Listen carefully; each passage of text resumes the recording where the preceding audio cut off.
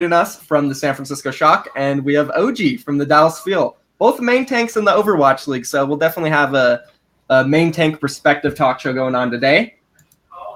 How you guys doing? Pretty well. I woke up about 2 hours ago, had some nice food about 10 minutes ago.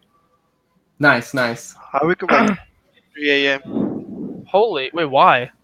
I don't know. I just wake up 3. You're crazy. That's a tough schedule right there. Is it hard? I got a question for you, OG. Is it hard transitioning from like Korea to North America? What did you say? Is it hard transitioning from Korea coming to North America? Like, is it a big change? For me, no. No? Okay, Yeah. That's cool. So you like the American culture? Yeah, but I don't know for other Korean, but I like. That's awesome.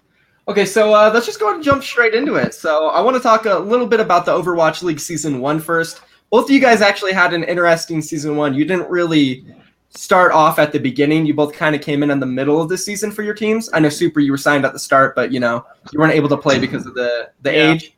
But and then OG, you were signed during the window signing, and you came in and kind of relieved XQC and Coco a little bit there, and I guess Taimu as well, since you did dabble a little bit on the main tank role. Yeah. So what is it like coming in mid-season rather than starting at the very beginning?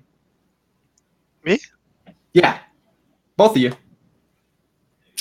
I don't know. Well, for me, it was kind of different than OG because he wasn't on the team at the beginning, but I was, so I had to just like sit there, and it was really kind of annoying because you want to play, but you're just sitting there on the bench. You can't do nothing about it. So I don't know. It really builds your patience, to be honest, because you want to get out there, but you just can't. So it's frustrating, but it is what it is. What about you, OG? How was it joining mid-season? I was worried, but because when I joined Dallas Fuel, to be honest, like Dallas Fuel was better, right? And we already lost many games. To be honest, like we already lost many games. Yeah. But I was excited because I didn't expect to join Overwatch League, and I was like fan of Effect and Taimu and Coco, and just I wanted to have Dallas Fuel my team.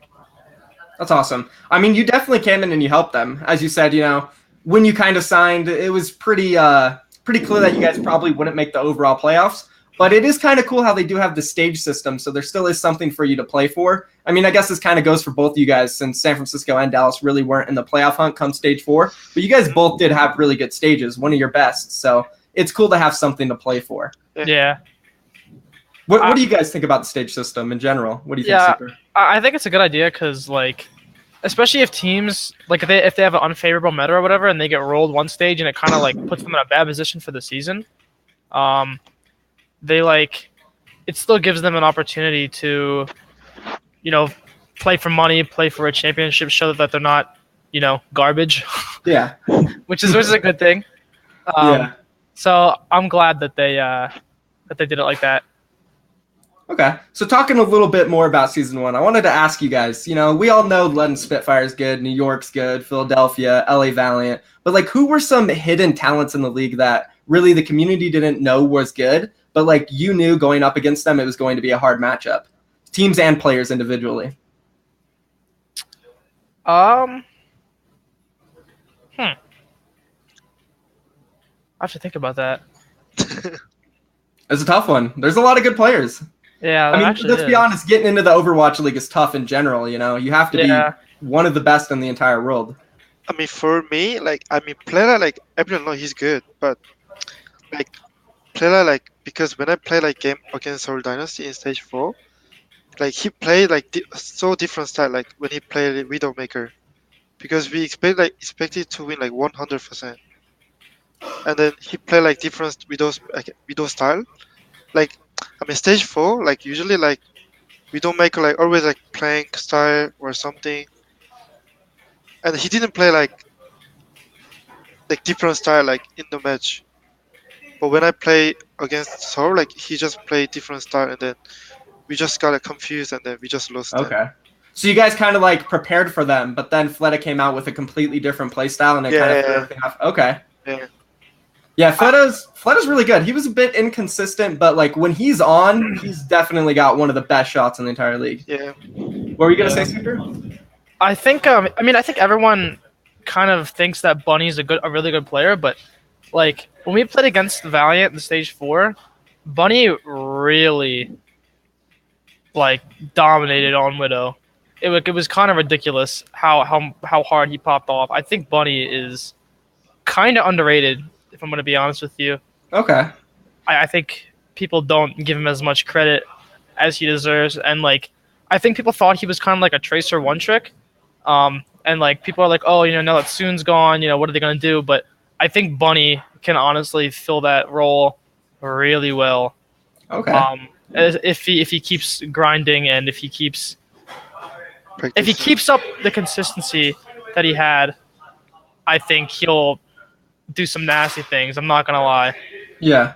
Okay. Yeah, Bunny's kind of always been an underrated player. Not a lot of people know he comes from the team playing with Carpe. So when you're playing with Carpe, it's kind of hard to overshadow him. And then he got signed, obviously, with Seoul Dynasty. He got some play time here and there. But once he joined LA Valiant, I was a little interested to see, how is he going to fit in there? Is he going to play over Soon? Which was a tough call for them because Soon started popping off near the end of stage 3 and 4. Like, he was one of the best hit scans in the league for sure. Yeah, Soon got really good. Like, I don't know what happened. I mean, he was always good, but out of nowhere, he just like turned it on and he just started dominating everybody. Yeah, it was crazy. I could say the same for Surefour from the LA Gladiators too. It seemed like at the same exact time those two started popping off. Yeah. So Surefour got really good at Widow. We'll talk a little bit more later in the show about Soon and the Bunny situation with him going over to Paris. Let's continue talking a little bit about Season 1. I want to talk a bit about the London Spitfire and like New York Excelsior. Obviously, a lot of people expected them to win, right? But near the end of Stage 4 and Stage 3, London wasn't looking that great. And everybody was kind of leaning towards New York. Were you guys surprised to see how London performed in the overall playoffs? No. You knew they were going to be good? Yes. Because when it matters, London pops off. They put on their try hard pants and they do what needs to be done. It happened stage 1, okay? Because stage 1 they got beat by Houston. I don't remember the score, but I know they beat them, and that was the only time they beat them throughout the whole season. Actually, was during the stage 1 playoffs. I mean, because Houston beat them every other time. Stage 1, 2, 3, 4, and then, but stage 1 playoffs, when it matters, they come through and they clutch. I don't know what Prophet does during those playoffs, but that dude literally turns into a different player. I swear to God, he becomes a monster come playoff time. It's ridiculous. Yeah, and that's good you mentioned that Houston Outlaws match because that was actually in week 5 of stage 1 too. So their playoff match was like 3 days later. So it was such a quick turnaround, and it wasn't even close. London dominated. I think Houston did get a map, but the other maps were not close. And I like how you mentioned Prophet and how he turns it up for the playoffs. When it matters, yeah. I was really hyped up on Prophet going to Season 1. I had him on my top 10 Overwatch League players list. I had him at number 1, specifically because of his performance in Apex Season 4 in the finals against Runaway, where he had an absurd KD of like 140 to like 30, like an unseen amount. Going into Season 1, did you guys even like really know who Prophet was, or did you expect him to be this good? Because he was so underrated and unknown. Yeah, I agree that because like he just I heard about like something like Propi just he didn't expect that he will be good too, but he just practiced a lot. He climb just every day practice, and then just he doesn't expect, but he just practiced a lot, and then just will and be better, be best, everything. Yeah, he really does come across as a humble person, very humble player. Yeah. I mean, I knew like they won Apex before Overwatch League, but before that I didn't really know like who he was. I saw like their interviews or whatever, and then I don't know. I mean, they just kind of came in and dominated. Yeah. So talking a little bit more about Prophet, I want to bring somebody else into the discussion, like Carpe. It's a really hard discussion or talk when you're trying to compare the two players, who's better. But in your guys' opinion, who do you think is better, Carpe or Profit? I First. I think if it's playoffs, I want to say Profit. But if it's regular season, I think Carpe was better. And I still think honestly Carpe should have won MVP. Because I mean Jonak won it, and like obviously Jonak's fucking Jonak, he's really good. But like I don't think Philly would have gotten as many wins as they did if they didn't have Carpe. Like I'm gonna say like our match against Philly in stage 4, Carpe did some disgusting things against us. I'm not gonna lie to you. Carpe pummeled us in stage 4. So I think he should have won MVP. But that's just what I think. What do you think, OG? Carpe or Profit? For me, like Carpe is better. I mean, both are good, but I don't know. I think Carpe is better than Profit. Okay. Yeah, I mean, I don't know. Profit really has like pop off. Like I don't know. It's the playoff thing. When it's playoffs, Yeah. Profit pops off. I don't know how he does it, but it seems like when it really matters, he comes through. But the thing that I love about Carpe is just how consistent he was. Yeah, that's like true. Through the entirety of season 1, watching the Widowmakers like go up and down. You see Fleta. Stage 1, he was a god. Stage 2 is like, where's Fleta at? Yeah. You know. And then you see Carpe stage after stage just killing everybody consistently. So for me, it's a tough question. I wanted to ask you guys that one. But let's go ahead and move on now and talk a little bit more about you guys and the role you play, which is main tank. What is it like playing main tank in the Overwatch League, Super? Hard.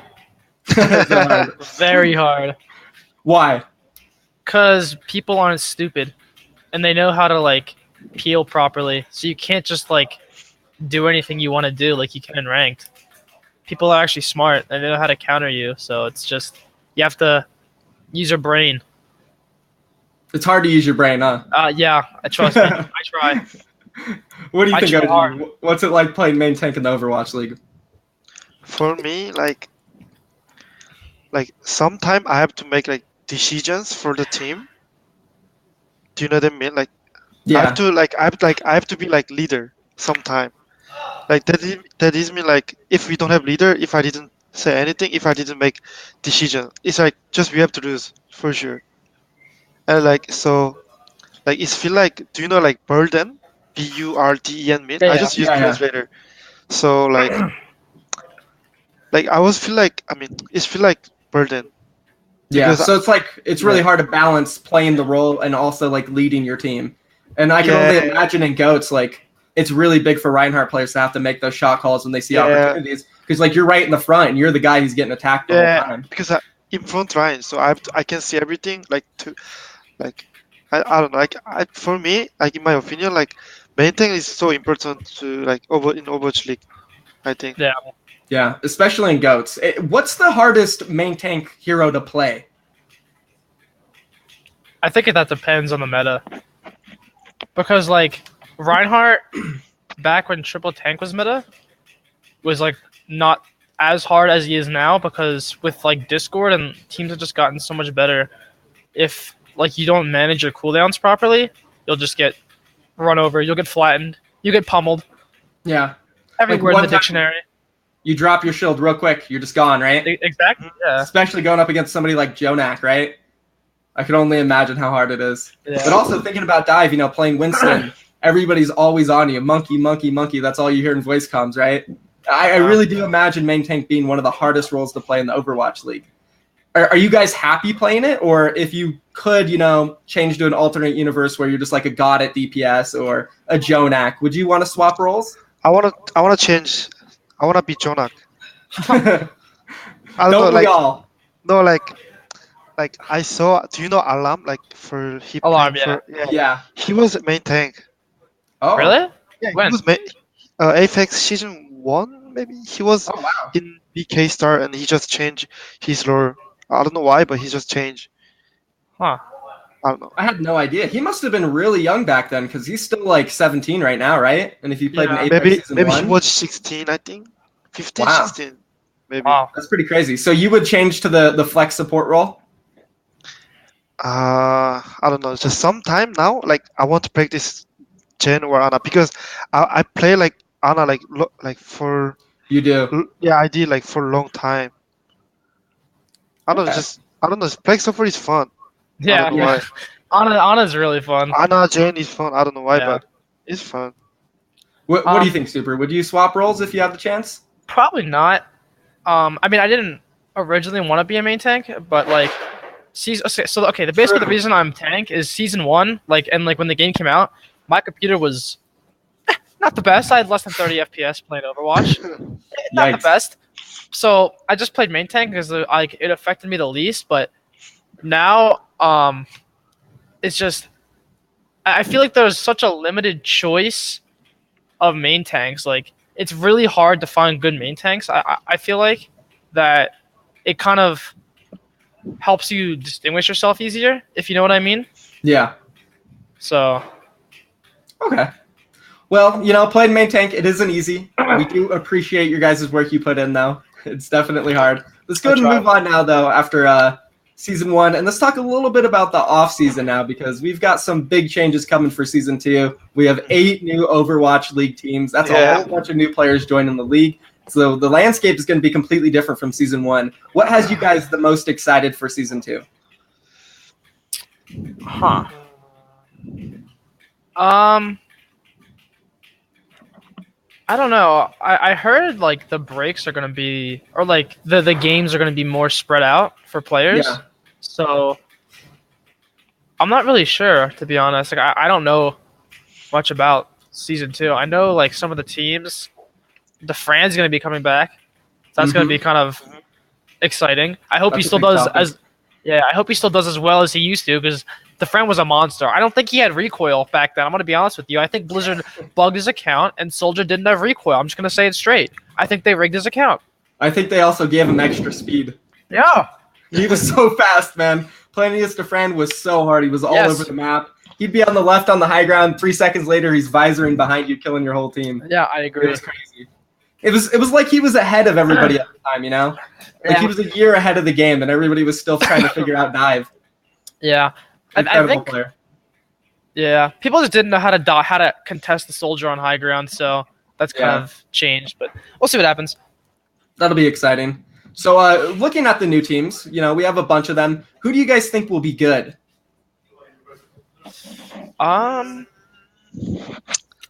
Let me. I don't know because depend on meta. So Yeah, if- that's true. like hard I mean- hard to say. Like Yeah. From- What do you guys think about Vancouver? We got that big announcement yesterday. So it's Runaway plus Rappel. Repel, La right? Pearl, So yeah. I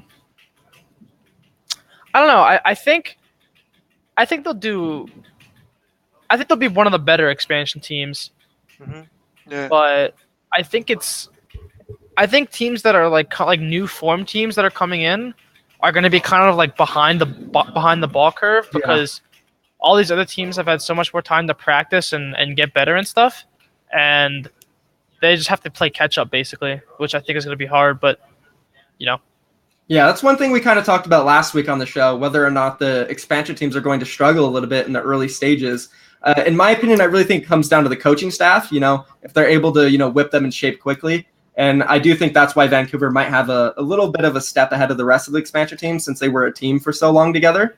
So I think they'll perform well. Do you guys see any of them making the playoffs, or is that just going to be really hard? I think it will be hard everything for them because they don't have like experience like for Overwatch League. I think experience is so important. So I Yeah. mean, they can be good, but not like best. Not like Okay. London or NYXA, I think. Yeah. yeah, So we don't see no expansion teams winning the championship this year? Yeah, I think so. no, I don't think win the championship, but I could see some of them making playoffs. Yeah, Okay. I think so too. So who are you guys excited like individually for players? I know we talked a little bit about Defran, but what about like soon going to over there to play with Paris? Who are you guys excited to see play on a new team for the next season? I want to see Shadowburn on Paris too, because he got benched, and then he just sat there for the rest of the season. So I want to see if Shadowburn can still pop off. Yeah. That's something Avast was talking about last week. A reason why he wasn't playing over EQO is just because he was really quiet. He didn't really communicate much for the team. And EQO came in and he's just calling everything, right? So the coaching staff was like, we want somebody who's vocal. And Shadowburn, unfortunately, he took a bullet there. But now he's on another team. He does have other DPS players. There's Danye, Nico. He can flex onto some DPS as well soon. So he's got some competition for the starting spot. But I do feel like he'll get a chance to compete this season. And I really do hope he's still in form and ready to go. What do you think, OG? Who are you excited for individually? I'm excited. Not only player. I expected, to be honest. I excited to see Shock. I think Shock is Smurf. You play Lascar, Violet. I don't know. Not only them. I just excited to see how they combination. Yeah. And Gushu. Yeah. Go Shui, yeah. I don't know why Shock. I can't guess Shock. How will be. Just interesting. I think San Francisco. I think San Francisco is definitely one of the interesting teams coming into the season. Because at the beginning of season 1, a lot of teams were looking at London, Philly, a lot of the big roster teams, 12, 11 players, and saying this is it. This is what makes sense. Getting a lot of players on your team, playing the best players. They have a lot of internal practice. And then at the end of the season, it started to seem like the lower roster teams were the ones that were performing well. We saw London drop half their roster. They committed to 7 players only. They won the championship. And now going into season 2, it seems like a lot of teams are just sticking with that 8 or 9, 10-player max. And then we got San Francisco Shock, really the only team that went out there and signed a bunch of new players, sitting at an 11-man roster. I think the only player they're missing is a second main support. Other than that, they have 5 Koreans for every role and then 6 Western players for every role. So I guess it's a little you can talk about Super, whatever you want to discuss there. What's the idea behind getting a whole bunch of players this season? I don't know. I'm not crusty. That's crusty. But I think right now we're just we're trying things out. We're just scrimming, and we'll see what happens. I suppose. You guys definitely brought in some strong Korean talent. I know a lot of people are hyped up on Violent. We Violet's also have mechanics are insane. He is. Yeah. A lot of people have been comparing him to Jonak, saying that it's possible he can maybe overtake him for next year's South Korean World Cup team and just be one of the best Zenyatas in the league. So that's pretty crazy. Yeah. Also, we have Smurf. Yeah. Go ahead, OG. Smurf is good too. Smurf's good, yeah. I'm a big fan of Smurf. I'm a big fan of Smurf. Yeah, GG, man. Smurf. We all love Smurfs, right? No, we don't like Smurfs? No, not for me. Let's go ahead and move on a little bit and continue to talk a little bit about the offseason. We covered DeFran, we covered Soon. Is there anybody else we're missing? What do you guys think about Fisher going over to Seoul Dynasty? You're both main tanks. What do you think about that? Honestly, actually, OG, do you want to? No, you first. Okay. Go ahead. I think. I don't know. I honestly don't know if main tank was the problem with Seoul last season. I think it might have been their coaching. Mm-hmm. I don't know. I honestly don't know what was wrong, but I think Fisher, he's a good player. What he did with Gladiators, a little bit questionable. Maybe you play for your team in the playoffs, but I don't know. I think he'll be an upgrade. Maybe they'll make playoffs this season. We'll see. We'll see what happens. Seoul Dynasty was definitely a big disappointment for a lot of fans of Overwatch League for Season 1. We expected them to pretty much dominate everybody and be one of the finalists. And, main tank was an issue here and there. They tried to put Jae-Hong on it. That didn't really work out. And I do feel like the coaching staff kind of was questionable, swapping in Gita over Jae-Hong. Obviously, again, putting Jae-Hong on main tank. It was a little weird. What do you think, OG? I don't know. I think Jaehyung is shot caller. I talk about that. Yeah. Main tank have to be leader. So that's why they tried Jaehyung main tank always change something. Just they wanted change something. I think. They want to try and they just change. oh, he's good, and they just go like match, just play match sometimes. Yeah. I think they wanted to try like to fix what was wrong, and they used like Yeah, Tank as a scapegoat, and then it just whatever happened was what happened. Yeah. Okay, so talking a little bit about Fisher, we got other really good main tanks in the league. We have Gesture. We have you guys, obviously. I know a lot of people are big fans of you guys. Who do you think are some of the best main tanks in the Overwatch League right now? Fate. Fate from LA Valiant? Yeah, Fate's really good. He's just so consistent. I don't think Fate ever plays bad. Gesture. yeah. Mono. They're all just so good. Yeah, I know OG's a big fan of Mono. And Yeah. Mono actually popped off hard yesterday in their show match against Philadelphia Fusion. I don't know if you guys were able to tune into that, but Yeah. he had some incredible Yeah. plays there. Really showed how good he is at that Reinhardt and the Goats comp. I think his Reinhardt like with goats is really really good. I think. I don't know Yeah. why. Like I feel like he's good with goats. Reinhardt, like Winston. I mean, for me, like I'm gesture big fan, but I don't know. Like I play with him like in rank, and then just I mean I didn't expect him will be good with gods. But I don't know why. Like when I play with him, I don't know, I feel like he's really really good. Like Yeah. really like save style, not like feed, like carry or save. You know what I mean?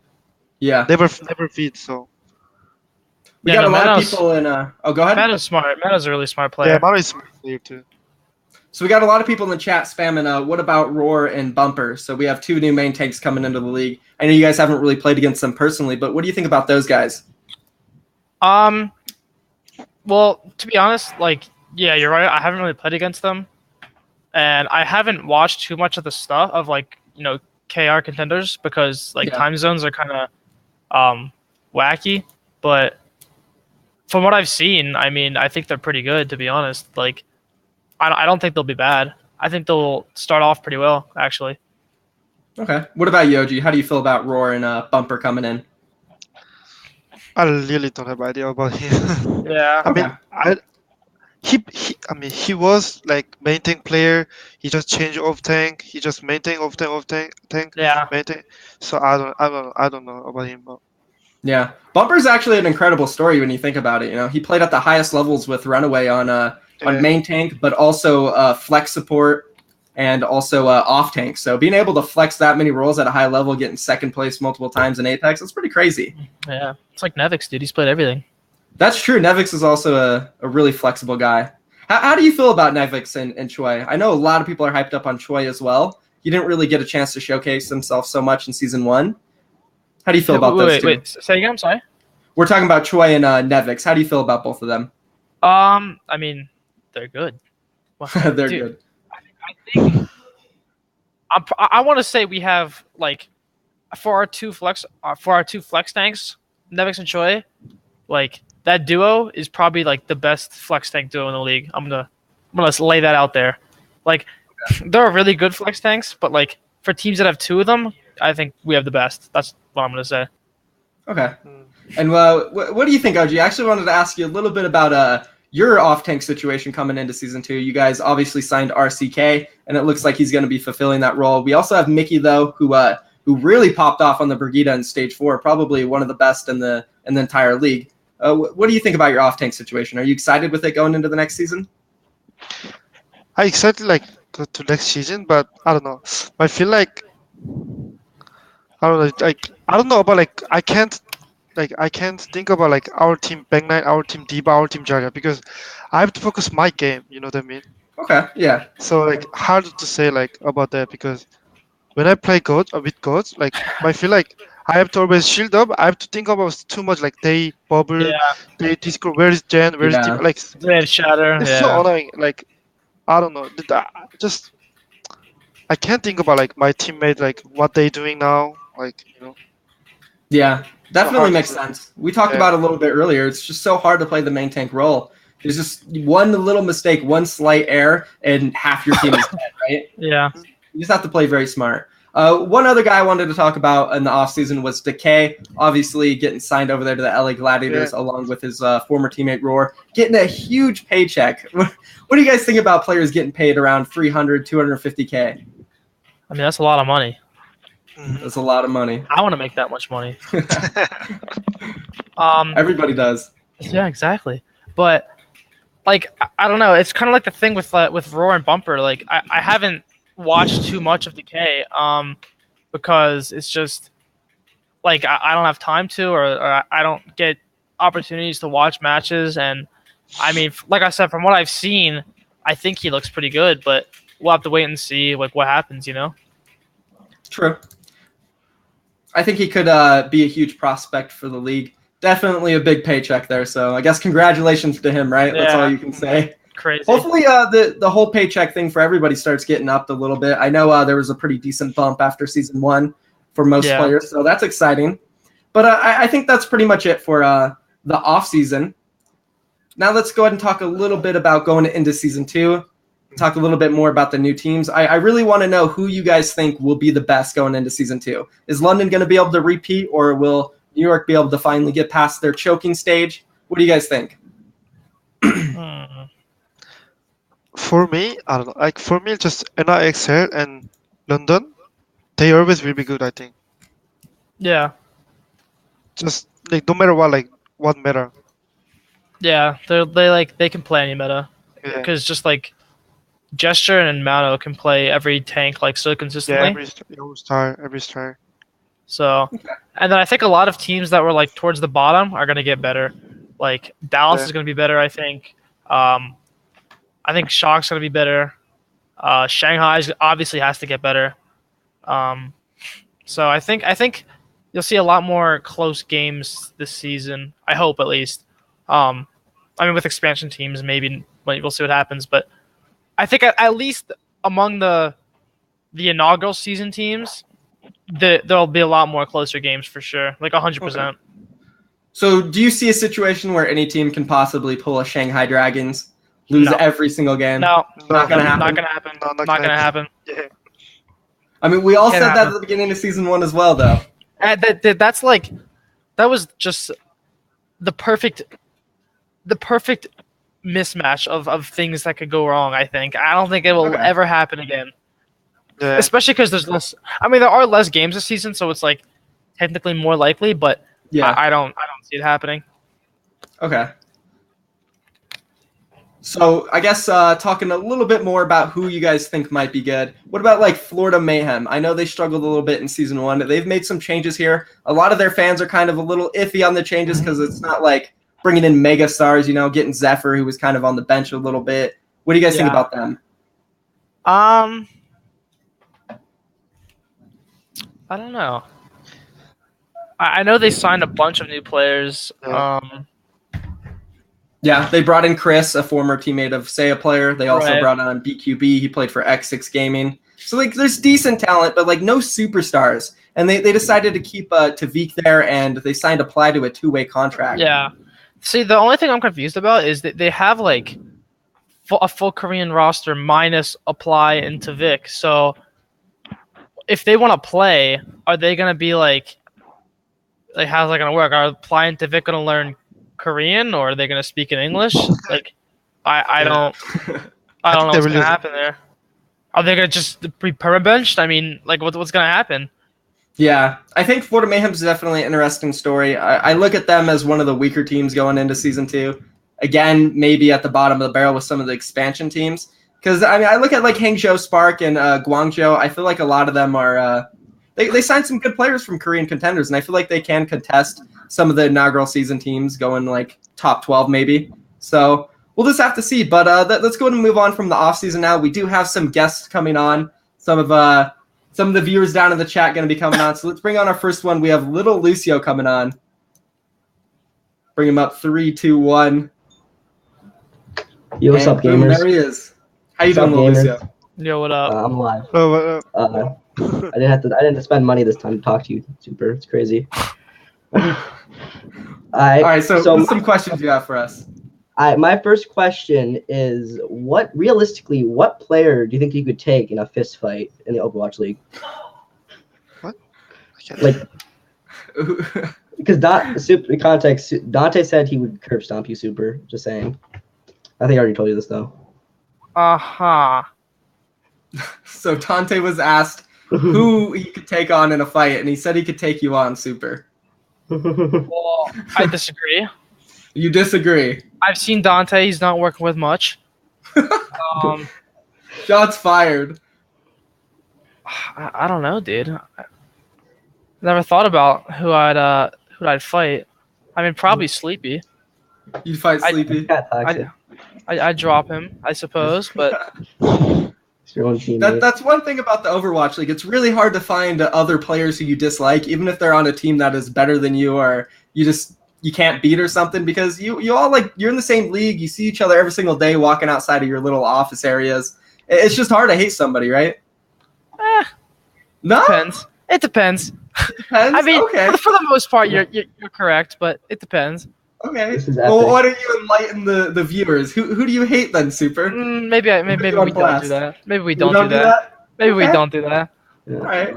Well, now everybody knows. You kind of got exposed there. Well, no, that's not that I hate anybody. I just think some people make questionable decisions. Is what I'll say. Okay. All right. Questionable decisions. What about you, OG? I'm sure you wouldn't really want to fight anybody, right? No, I don't have anyone. Okay.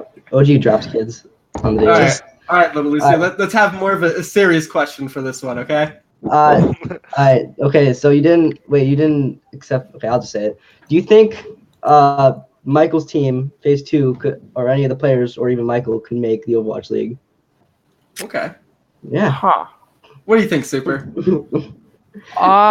Well, Shade. huh. Honestly, I don't watch as much contenders as I should, so I have to look up who's on Phase 2. It's kind of toxic that I don't know. It's kind of rude. Who is on Phase 2?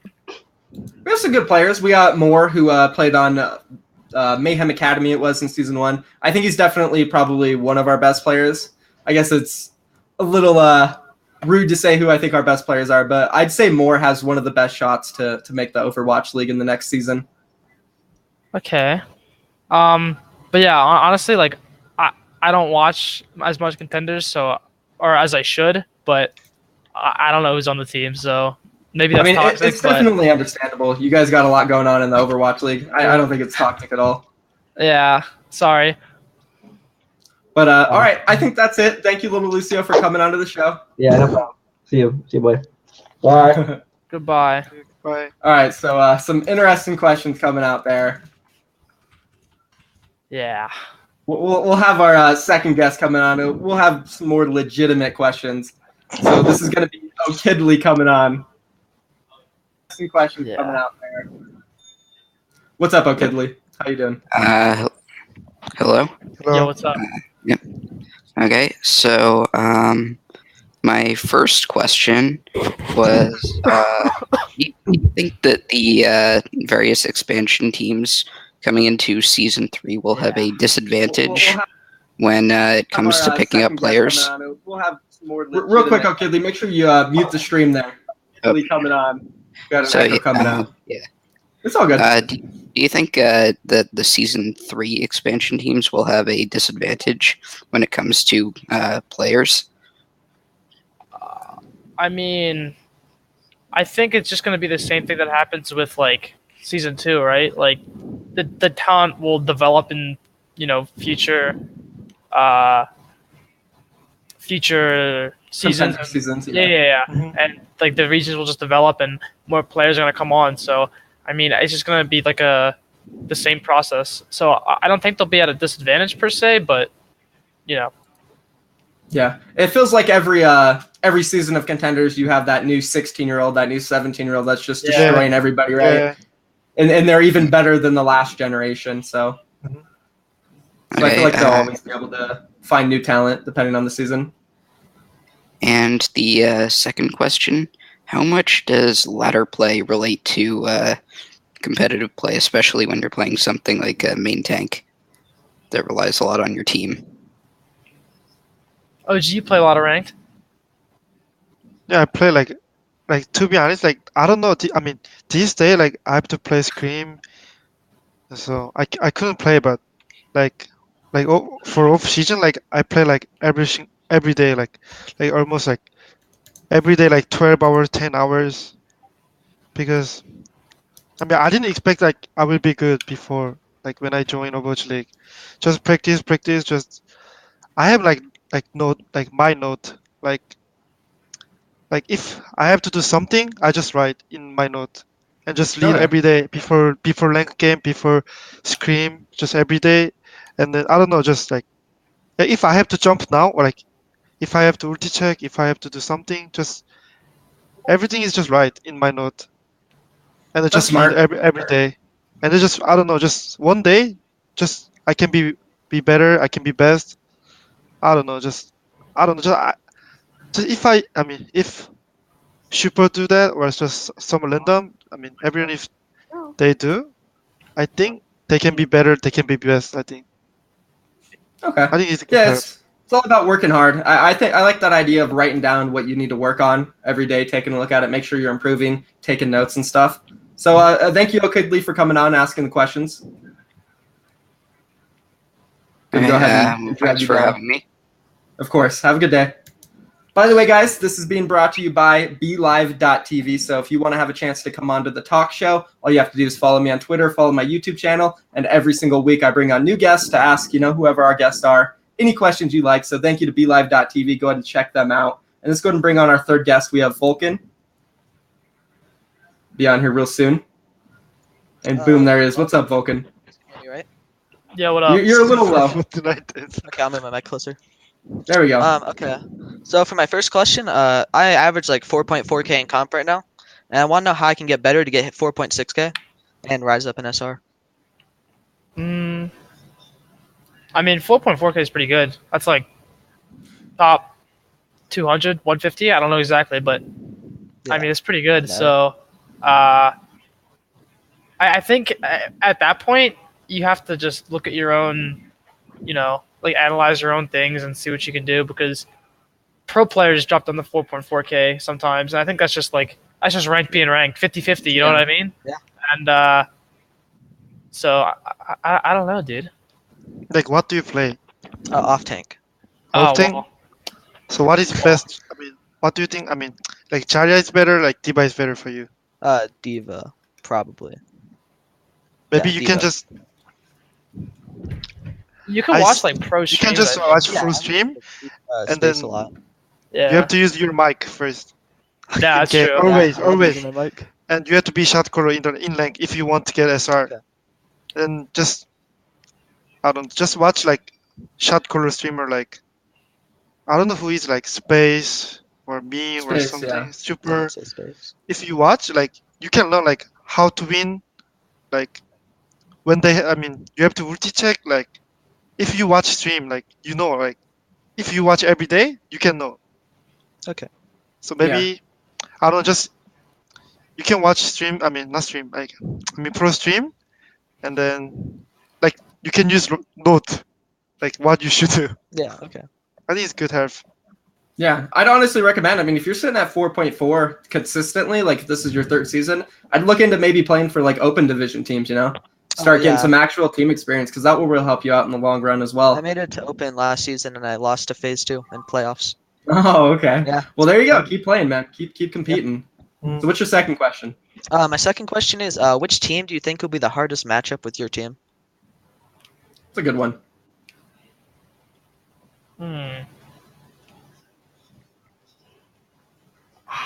I think for Shock it would be London because we didn't beat them once last season, and we had a close game with them. Stage 4 went to map 5, but London is just really good. So I think for us it'd probably be London.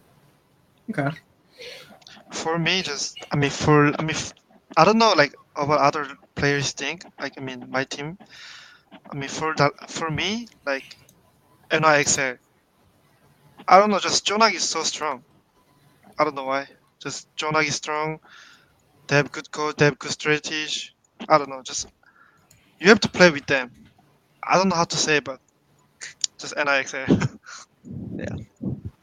Yeah, I think those two are pretty obvious. I mean, they were just insane during season 1, especially New York Excelsior in the regular season. I mean, they're hardly lost. You can count how many games they lost on one hand, right? So they're always a tough competitor going up against. But thank you, Vulcan, for coming on. Good questions. Thank you for having me. Have a good day. And we'll go ahead and bring on the next guest. We have Acer. See what he's got to ask us. All right, What's yo, up, Acer? Hello. All right.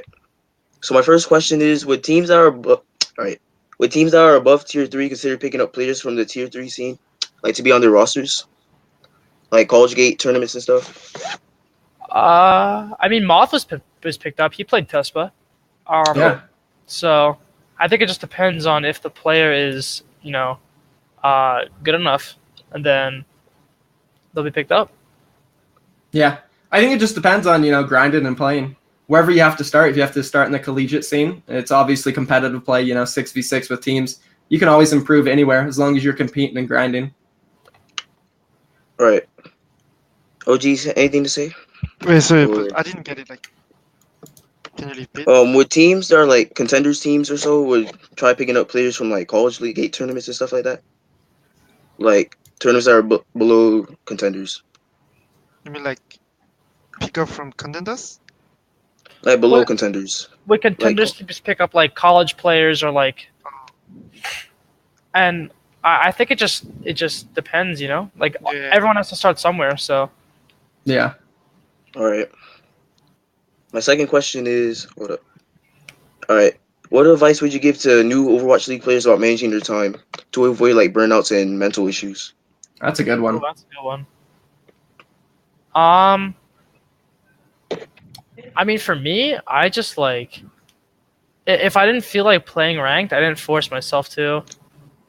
Like I know a lot of players, they would scrim and then they would go home and then they would immediately play more ranked. And a lot of times, I just didn't. Like, if I didn't want to, I just didn't do it because it kind of hurts. So.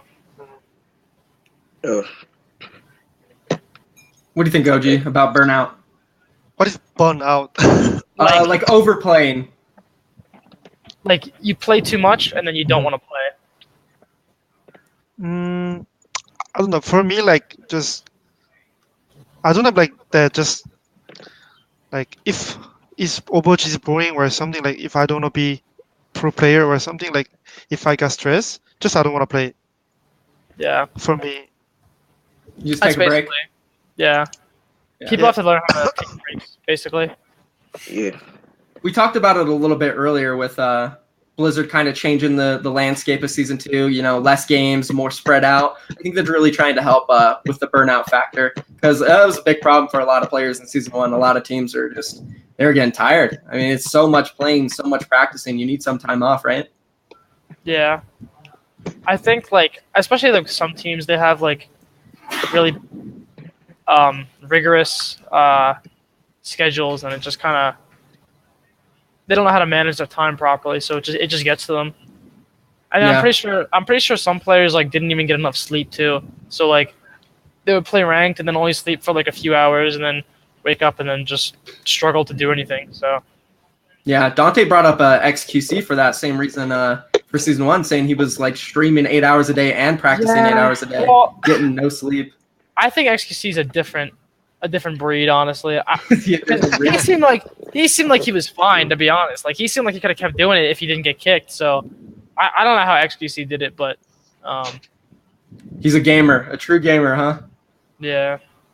All right. Thank you for coming on, Acer. Appreciate the questions. Yeah, no problem. thank you. Thanks for having me. Later. Also, something before we bring on the other guests, we didn't mention earlier, we actually lost a player in the Overwatch League. I think it was 2 days ago, Silk Thread deciding to retire. How do you guys feel about that one? Because he kind of faced like the burnout situation. I mean, I'm a good friend of Silk, good old Tedward. But if that's what he wanted to do, that's what he wanted to do. I mean, at the end of the day, Yeah. you can't force someone to do something, Yeah. And he talked to me a little bit about his situation, and no, I'm not gonna go into detail, but I think like I can understand where he's coming from. If like he doesn't want to do it, that's just him, Yeah.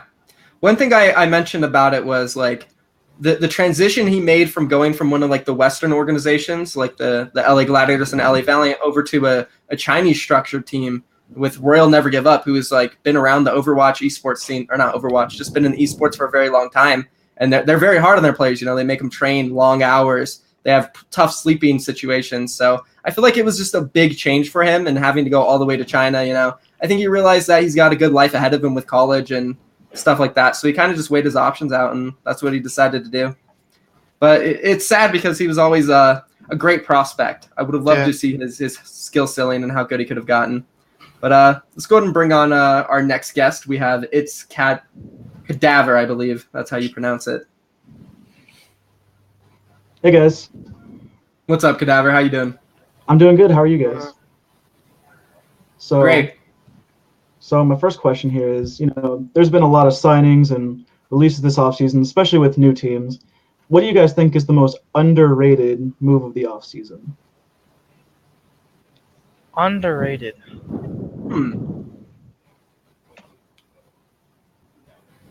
I have to think about that. That's a good one. Yeah. I feel like Jesse for Seoul Dynasty could be big because they did kind of struggle with shot calling during season 1. And I've heard that he's a really good shot caller. So that would be who I would go with. Yeah, I think Asher to Toronto isn't bad either. A lot of people like to shit on Asher, but I didn't think he was that bad, honestly. I mean, he had times where he didn't do that well, but I don't think Asher was that bad, honestly. Yeah, I'd agree with Asher. I think he had he kind of peaked there at the beginning of stage 2 when Fisher came on. It seemed like they had some really good synergy going on, but then obviously, you have Hydration and Surefour on that team. It's really hard to start over those guys. Yeah. Yeah. Oh, yeah, and then Closer to Dallas. Yeah, I think Closure, yeah. Closer's a really good one, too. Really, really good. Is he really good? Yeah, I mean, to be honest, like, I don't know why they trade, but I don't know why, like, everyone doesn't know, like, about him. But, like, he's really, really good mechanic. He's really, really good core. Like, like. Yeah. But everyone doesn't know. But maybe everyone will see for season 2. So. Yeah. Yeah. I mean, he's a world champion. He's got a ring, right? That's true. That's crazy, man. So it must be cool having somebody come on your team with a bunch of experience like that. So what about your second question, Cadaver? All right. My second question here is, I noticed some backlash with formatting of contenders and Path to Pro in general, especially with downsizing happening next season. So I was wondering if you guys had any ideas that you think would benefit the contender scene as a whole. I'm just going to jump straight on this one. I think they need to have more land play. I think it's really bad how Overwatch League is like 100% played on LAN, and then we have North American Contenders Season 3, and there's not one LAN game. It's all online. It's like, how do you prepare these players to go into the Overwatch League if they're not getting any actual experience on LAN?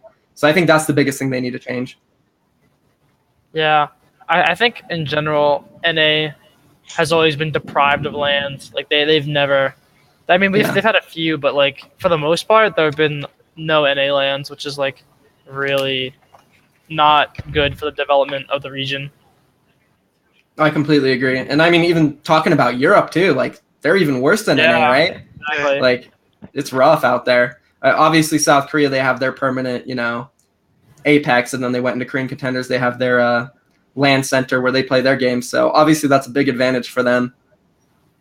Yeah, I mean, I don't even know, to be honest. It's just I don't know how they could even make it work, because I think it's a lot easier to do it in Korea, but I think coach is important. I think.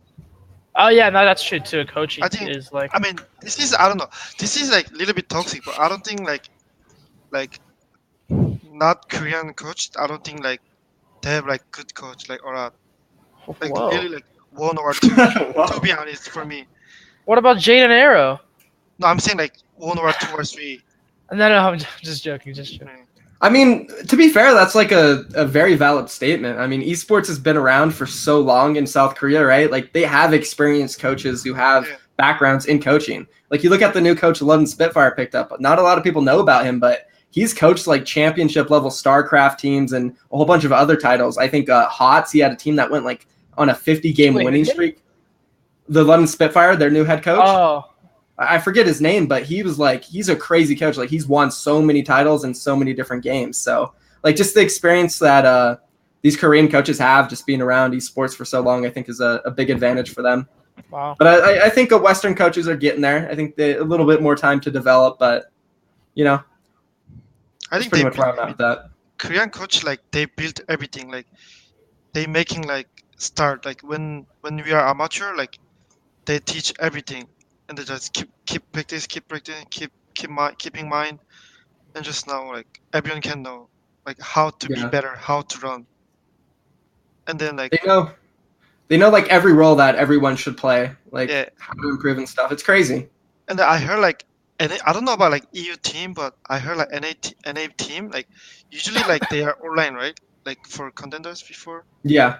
so I think that is problem too because Korean like Yeah. amateur team or like pro team they always like to beat I mean like together like one bedroom just 6 bed together you know Yeah. I think that's like different culture too but I think Yeah, that's definitely an advantage for the coaches as well. I mean, I've experienced that personally being a head coach of Kungarna. It's really hard when you're online. Like, you don't know exactly how your Yeah. players are feeling We don't because you know, can't like, see them. we don't know So- like they are focused this or something so Exactly. Like, you can't even hear everything they say because they'll just turn their mic off. Yeah, You don't know yeah. if they're frustrated and stuff. So yeah it's definitely a tough situation. But thank you for coming on the show, Cadaver. Appreciate the questions. Those were really good ones, man. Thank you for having me. thank you Of course. Have a good day, man. You too. All right. And again, I just want to say, everybody, this is brought to you by BeLive.tv. It's an amazing program. How do you guys feel about bringing guests on, allowing them to ask you guys questions? They're your fans, they watch the Overwatch League every single day. Yeah, I mean, I'll be honest. I never even heard of this Yeah. program, so it was kind of. It's easy to use at least. So there's always It's that. very easy. It's really cool. So let's go ahead and bring on our next guest. We have Nepotism. He will be one of our last ones. Hey everyone. Hey, what's going on? Hey. Hello. So, okay, so my first question is, this is a question for everyone to answer. So I think that all of us, we can all say that Overwatch League Season 1 was pretty strong. So in your view, what is one thing that the Blizzard has done with the changes in the format to improve the experience for players and viewers alike? Well, for players, I know that they decreased the workload, so that's like a big thing for players. But I'm not sure about the rest of them. For viewers, they really improved the viewing experience with the spectator stuff throughout Season 1. I think they did a really good job. And it's definitely developing. Like, World Cup was really clean. So I think going into the Season World 2. Cup viewer. I don't know Yeah. if that's gonna like be transitioned into Overwatch League, but if that comes out, that'll be huge for pros, players, coaches, fans, anybody. Yeah, a really cool tool. I saw Korean like Reddit things like they say like, I don't know like when but like stage 1 stage 2 maybe they say like everyone is like why they didn't bring like Apex like I don't know say like viewers Spectator? yes spectators why they didn't Yeah. bring like before I agree but maybe like spectator they saw Reddit or something maybe everyone is blamed them right and they say oh Mhm. maybe I have to run maybe they watch like Apex or something and I think they just run I think or Yeah, they- they've definitely improved. All right. Okay. This other question is for OG and Super.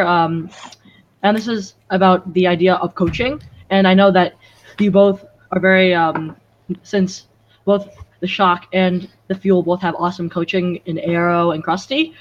So here's the question. So what impact does coaching have to the success of a team in Overwatch? Can awesome coaching make a mediocre team champion, and can an awesome team win without coaching? Good question. I think a coach can really bring up a mediocre team. I think just for the simple fact alone that like if everyone listens to the coach, then you have like one voice to listen to, because I know a problem that teams have, or we used to have on back when I was on Bird Noises, is we didn't have a coach, and so we kind of just like all set our own ideas, and it wasn't very like coordinated, or we didn't have a very ground talking point because we were all over the place. So having a coach, just like being able to have everyone listen to, I think is really important. Yeah. I definitely agree. I think Dallas Fuel is kind of like proof of that, right? You know, Yeah. it wasn't going so well with Kai, but then they brought in Aero, and just all of a sudden the team just clicked, right? Yeah, because So- like before, like we have like so many different things. Like I want this, I want it, I want it. Everyone is different, Yeah. and just everyone is coming, just make one decisions, and just like we had something little, but I can't say about that. But like we made lures, we made decisions, and just like we just like I don't know, just after we make one decision after one, I mean, won one games, and just we got confidence. It just, Yeah. I don't know. We just won the game. Okay. Yeah, confidence is huge. It's really like a momentum that you can carry off of and improve. I feel like that's kind of what happened with London in the playoffs. Mhm. But all right, thank you for coming on, Nepotism.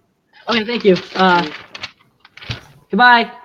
Goodbye. Was that? I didn't even What read was that. that? I have no What did idea. that say? I saw I've your noticed name. that a lot of these guys have a sign Bro, that says I don't know what's Fortnite going Dance on. Super. I don't know what's going on. It seems like they've been corroborating and Yeah, that's what it feels like. they want you to do a Fortnite dance, I think, Super. It's not but gonna happen. it's not gonna happen. All right, let's bring on the next guest. We have Shadow. Shadow. Shadow. Alright, hey guys. What's up, Shadow? So I guess there's no point in my super Fortnite dancing poster. So I was gonna ask my first question was gonna be, since you're all in GM, how come there's so many throwers and toxic people in the Grandmaster or top 500 elo, even though it's the rarest elo to be in? Why are there so many throwers? Yes. Why does Fuhi exist? Or who? How do you say his name? I think Wait. that's the question. Are you saying like soft throwers or like hard throw, like people that one trick, or? I don't know, because like Taimu, he was saying like if he could, he'd need like 100 more avoid as teammate options, because there's so many people who are bad at the game. But Grandmaster is the hardest elo to be in. So how come there's so many people who are like considered throwers or toxic in GF? Just you have to carry them. To be honest, You gotta drag them. I don't know. Like they can't fix because thrower. Like to be honest, like how they can fix. You know. Yeah. I It's mean, crazy. Like, yeah. that's what some people just enjoy doing, you know? Like, they enjoy Yeah. not trying and making people angry sometimes. I don't know. I mean, yeah. I think just you can or like just lose game and just avoid just queue again and just you can win. Just same thing, but Stay positive, yeah. yeah. I don't just Alright. stay positive. It will help you. I think. Okay, so my second question is going to be, what's one piece of advice you would give to the expansion teams that like you wish you knew when you joined the Overwatch League, so that they can like perform on stage? I'm not sure what I would give to expansion. What advice would I give? I don't know. OG, what do you think? Like, I don't know. I mean, we kind of talked about it earlier with like time management and burnout. I think like just don't like overwork yourself. Otherwise, you're gonna hate it. I think it's like a big one. I'd say just listen to your coaches, you know? If they Yeah. got the job, they're at least average coaches. They probably know what they're talking about. I'd say follow your coach's advice. All right. Okay. Be Well, humble. Okay. OGE, anything Thank you, to add? Shadow. Oh, go ahead. Wait, can you say again? Like, like good slow. question. Sorry. Like, what's one piece of advice you would give that you wish you knew to the expansion teams? Super, can you explain? Yeah. So when you join Overwatch League, like, Yeah. what would you? What did you want to? What was hard for you, and like, How would you make that better? I don't know, just like first, like if you get advice, you have to be, you have to have like good attitude. Yeah, that's Is true. important. Like, okay, if I say to you like, hey, you have to fix this, but you say, oh no, I don't want this. Like maybe this is right. Like you can't be like that. You know what I mean? Like, Yeah. and you have to have like good, like fast deep think, because for me, like I had like sometime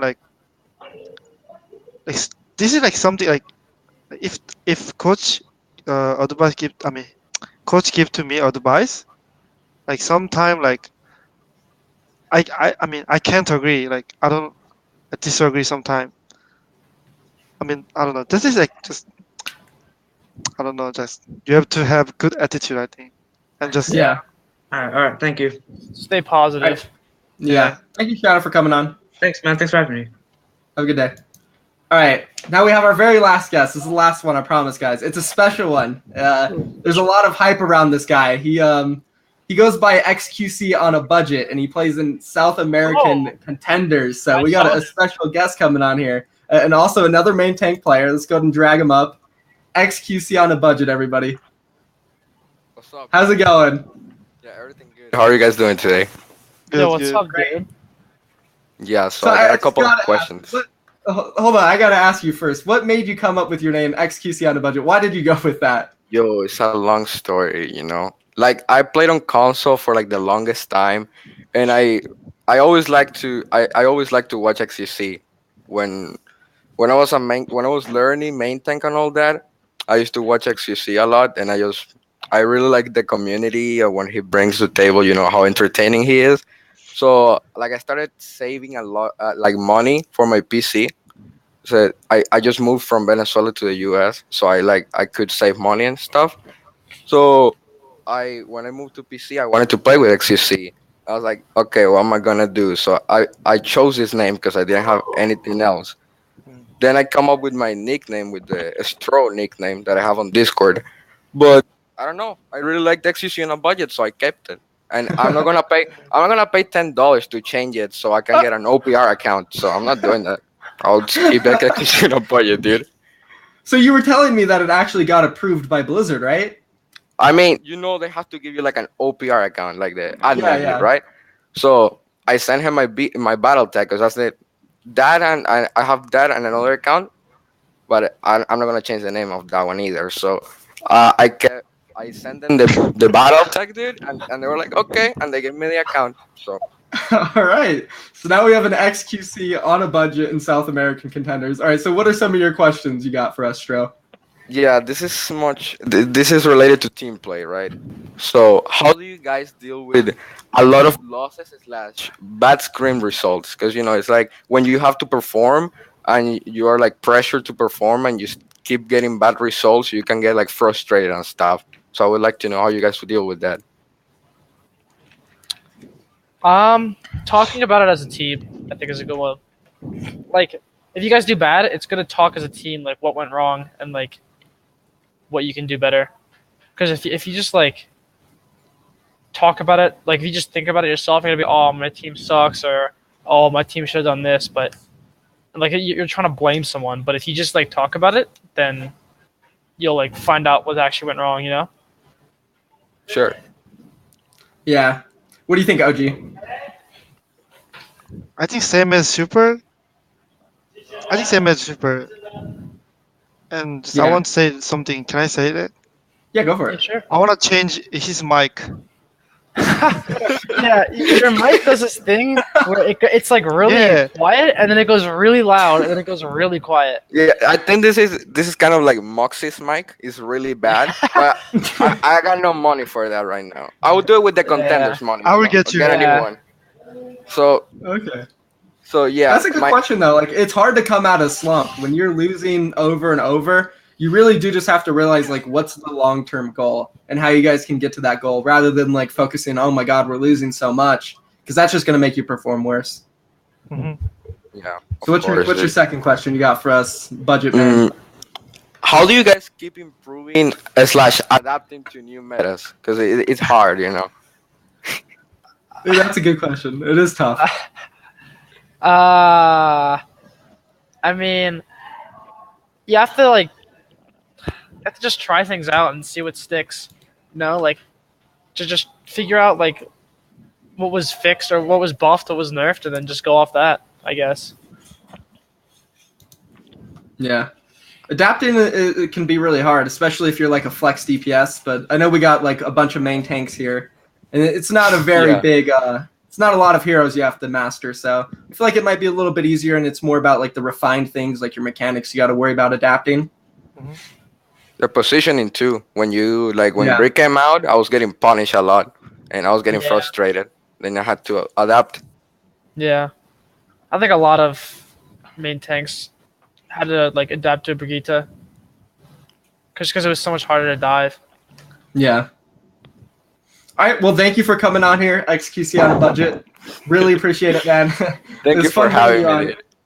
Of Yeah, course, same. of course. Fun being here. Well, You have a good see you day. guys. See you around, brother. There it is. Truly on a budget, guys. Truly on a budget. Yeah, actually, holy. Yeah, it's a fitting name. Oh man. So that was the guest portion of the show, guys. Again, if you do want a chance to come on here, it's pretty easy. All you have to do is follow me on Twitter, follow my YouTube. I'll ask random questions, and if you answer them correctly, you have a chance to come on here and talk to whoever I bring on. So this week, obviously, it's Super and OG. Gives you a chance to meet and actually interact with Overwatch League players, which is really cool. So thank you to BeLive.tv for that. And now we can kind of move on to the portion of the show where, not too much serious to talk about left. We kind of went over everything, season 1, the off season. Is there anything you guys specifically wanted to talk about that you think we missed? I don't know. Maybe we could get questions from chat. Maybe. Get some questions from the chat? Okay. Maybe. Let's get some spam in the chat. We'll go ahead and answer some there. Unless there's something OG you want to talk about, or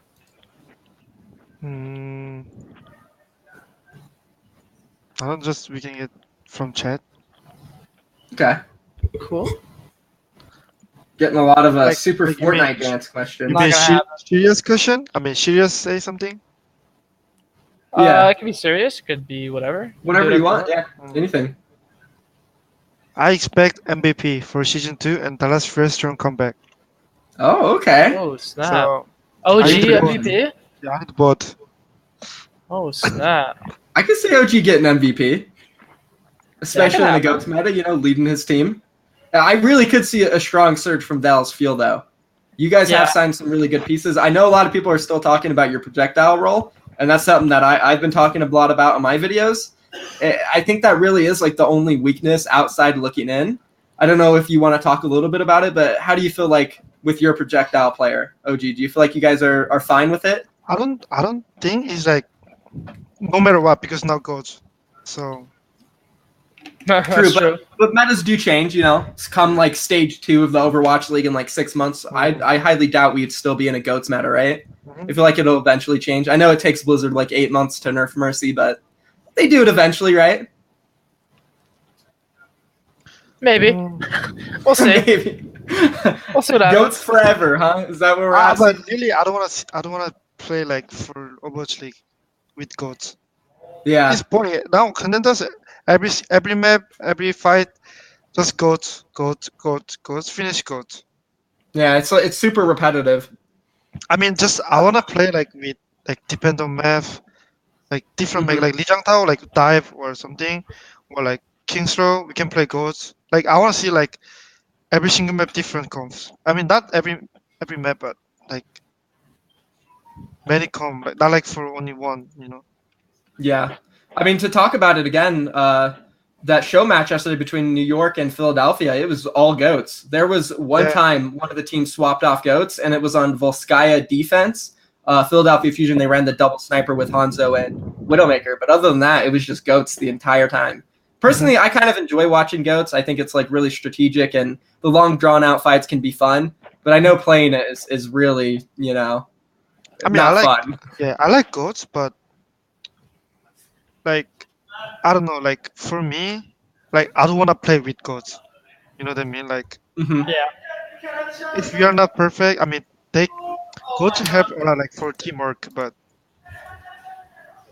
I don't know. Just I don't want to see like I don't want to play with for Overwatch League. for a bit gods. Yeah, hopefully they do make some changes. The perfect meta is where you can pretty much play anything and get anything to work, right? And I feel like season 1 was pretty good for the meta for most part. Like, you could swap it up, you could run whatever variation of dive, and you can also bring your tank comps in sometimes. So season 1 was pretty good. Hopefully Blizzard can get a hold on it. What do you think, Super? I know OG said he's gonna be the MVP and Dallas is gonna have a huge surge. What about you in the San Francisco Shock? You got any bold predictions for us? Yeah, maybe. I think we'll definitely make playoffs this season. Okay. Just because we've gotten so much better.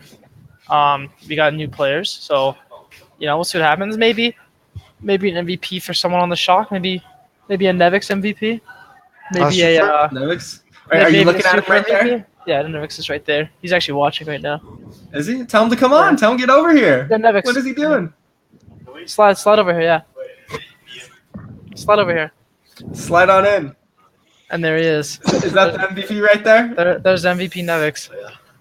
There he is. You gonna win the MVP? He's like, I'm out of here. Yeah. I'm not doing this. He's not having it. Meanwhile, we got Moth in the background gaming. Yeah. I mean, I don't know. I just think Shock's just we gotten. I think stage 4 for us was like an adapting period. Like we got new coaches, new structure, new everything. So, it was just like an adapting period for us. But now that we're like in the groove, I think it's. I think we'll be much better next season. Okay. Same. I got a good question I seen in the chat. So this one guy asked, if you weren't in the Overwatch League right now and you were trying to get in, what team would you really want to join? If I can join some team? Yeah. So say like you're not in the Overwatch League right now and you're trying to get in, which team would you really want to join? I don't know. KINGmykL? Same. Come on, Super. You know. I don't know. Because I'm in Overwatch League. I haven't thought about what if I. You know what I mean? Like, I've thought about if I wasn't, what I would do. Like besides Overwatch, like I would probably just like. I don't even know what my major would be in college if I didn't do this. So like, you're asking me questions. Dude, I gotta think. Okay. I want to do like KINGmykL or Philadelphia. Because Philadelphia has Really? good chef. So Maybe chef, you said? yeah, Or chef? chef. Oh, chef. Chef Heidi. maybe I'll just join Philly. That's my hometown, dude. There you go. There you go. There you go. All right. That's a good one. If I were to pick any team to join the Overwatch League, I feel like I would go with the London Spitfire because, I definitely want a championship, right? Yeah, that's true.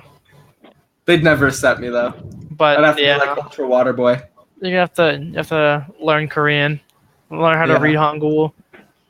Is that something you ever thought about doing, Super? Learning Korean? Yeah, actually, I did, but I downloaded an app and I tried to like use it to learn Korean, but Choi said that the Korean was really bad, like the way they pronounce like words and stuff and like sounds. So I just stopped using it. So how does the San Francisco Shock communicate? Is it mostly English when you guys are playing? Yeah, it's English. It's English? Okay. Yeah. Would you say everybody's getting pretty good at it, all the Korean players? Yeah. Okay, that's good. All right, well, I mean, I think we're pretty close to wrapping this up. We're just getting a lot of Hey Super dance in the chats right now and a lot of memes. Wait, can you elaborate on what this is, Super? I don't know. I honestly don't know. It's not something for your stream or anything? No, it's not like a thing. It's like, I've never seen this before. Wow. That's crazy. Well, I guess thank you for coming on to the show, guys. If you got any last things you want to say, thank you or whatever, feel free. Follow you on Twitter. Yeah, follow me on Twitter. It's like right there, I think. Right there, maybe? Like down there. Is it Super TF? Is that your Twitter? Oh, that's my Twitch. That's your stream, yeah. Follow his Twitch. Twitch and Twitter Super_W. Get that follow. What about you, OG? Is there anything you want to say? Yeah, I use chat.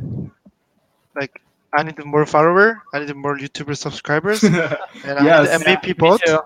Gimme. Yes. Do you have a YouTube channel, Super? Not yet, but I'm working on it. Not yet. Okay. You better get working on that. I know OG opened his YouTube channel up recently. We've been sending some subscribers over there. I mean, I didn't want like make YouTube, but I think like maybe like for, I mean when I mean for season 2 like I will not stream like barely for but I want to focus myself like and my Yeah, team. So Yeah. YouTube just is definitely a good option for that. yeah, because they can see whatever I mean anytime they want. So Yeah, it's less demanding for a player. So yeah, go subscribe to OG on YouTube. It's OGE_OW. So go drop him a subscription. Almost at 10K. That's exciting. mhm. But I think that's it for us then, guys. Thank you for coming onto the show. It was really fun. Yeah, It it was was awesome fun. getting you guys' perspectives. Lastly, just want to say thank you to BeLive.tv. If you guys do want to test out trying your own talk show like this, go to BeLive.tv. They offer an amazing program where you can easily set up a talk show. I mean, look at the production. It's insane, but it's all the program. It's not me. You can also bring on your guests, whatever you want to do. So big shout out to them and big shout out to Super and OG for coming on the show, guys. Have a great day. Thank you, everybody, for coming in. I want to say something. Goodbye. Oh, Go ahead, OG. Like shit. everyone asks like about like I mean like water shittier, What'd you say? water shittier with shittier. I mean shittier with water. Sorry. Cereal with water? Yes. Why? Why would you do Like that? if you can buy Lucy O's, you should try with water. No, that's weird. I No, want that's not to. waiter. That's If- just I, weird. honestly, I feel like it wouldn't taste that bad. I was asking OG about the Lucios and where I can get them, but I looked up. I think they're coming to like grocery stores around the country in like Aren't a they few out? months here. Aren't they out already? I don't think so. I looked it up, said they were going to release in like January or something. Maybe next year, I think. Yeah, but that is Wow. definitely as soon as they come to my store, I am buying a box and I'm trying it with water and I am posting it 100%. I think Sounds good. you can't knock it if you don't try it, Super. That's just disgusting. I'm sorry. Tisk tisk. All right. Well, unless you guys got anything else to say, thank you for coming on. Thank you, everyone. I think we're good. Yeah. All right. Bye bye, everybody. Thank you for tuning in. Thank you for watching. Goodbye.